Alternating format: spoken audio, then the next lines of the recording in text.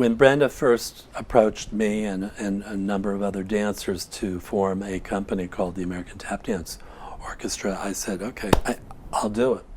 So let's see, what do we need? You know, is this a nonprofit? Well, I'll figure out how to make it a nonprofit. I didn't know any of this from Adam. I really was just like a dancer, a performer. I wanted to do that. So I went to it was called the Volunteer Lawyers for the Arts, and I said I want to form a 501c3, and they needed 3 people. So you have to have 3 people to form a nonprofit. So it was Honey Coles, Brenda Buffalino, and myself who signed the original documents. Honey and yourself badgered me to start another company when Tony Vogue decided, oh, she should start another company. And he had the nerve to say to me, I can't believe we've never performed together. I looked at him and I said, what? Who do you think you are? You can't believe we've never performed. Who are you? Gregory was leading the Tap Dance in America special, PBS special, and he invited us to do the Haitian fight song.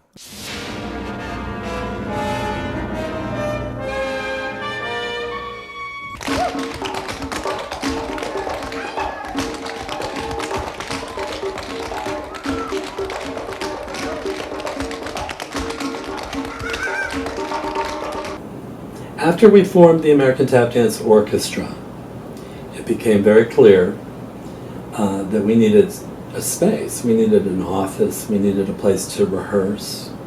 It would have been great if it were a place to perform in, and it ended up being that way. We found a space in Soho.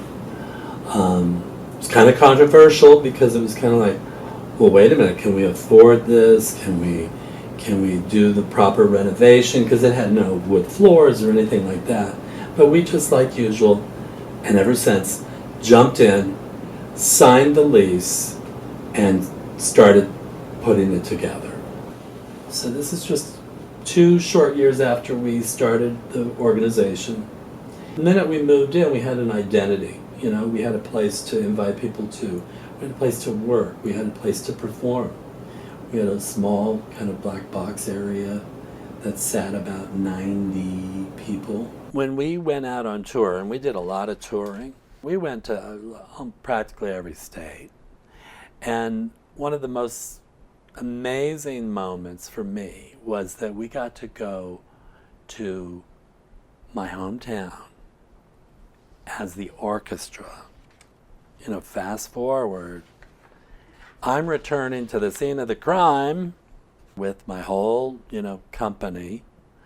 And of course, like, my parents were still there and alive and everything, and they hosted big, parties for us and stuff. And yet again, I end up on the front page because it's like, I think it said something like, local paper boy makes it big or something. We had such a great time. I mean, it was fantastic. This was the heyday of the American Tap Dance Orchestra. There was one last gig, and it was in Rome. Hello. It was like, we're going to Rome? Okay. For a Gershwin special? A live televised Gershwin special? I can do that. So that was one of the last gigs. It was a big, big one. And then it was kind of like, okay, now what are we going to do?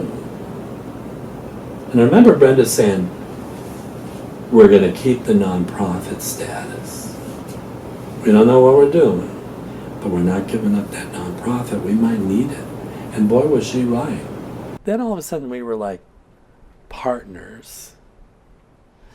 Then later on, when we changed the name to the American Tap Dance Foundation, she stepped down. I became artistic director. All of a sudden, I'm her boss. But we never had a problem with any of it. We never really did. It was always very clear. We were born a day apart, 20 years and 1 day apart. So we were like the Virgos. And, one day she even said, I just figured it out. I'm not just your mentor. I'm your tormentor. I'm like, yes, you are.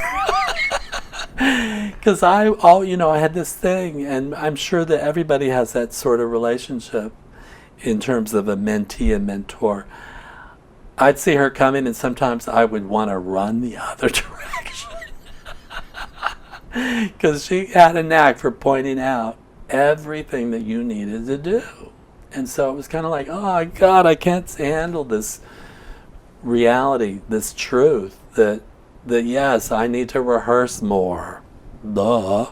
Yes, I need to think about my own career more. Hello.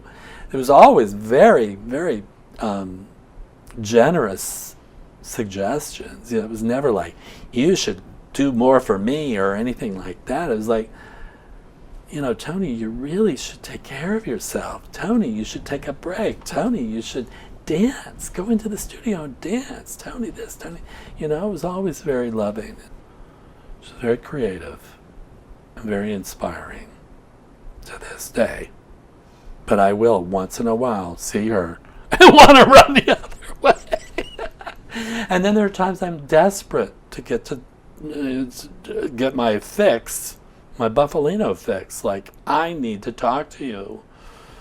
And it may not be about tap dance. It's more about, the world in general, or,